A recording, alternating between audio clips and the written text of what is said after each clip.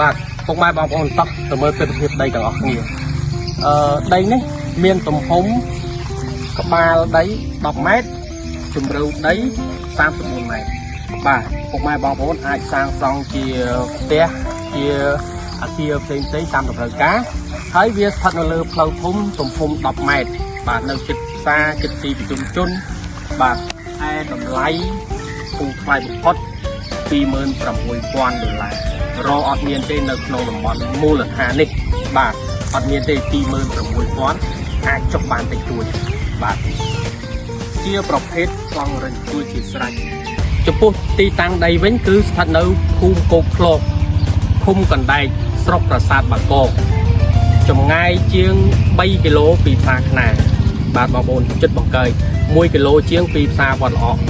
និង300 ម៉ែត្រពីផ្សារគោកឃ្លោកចិត្តមែនតើ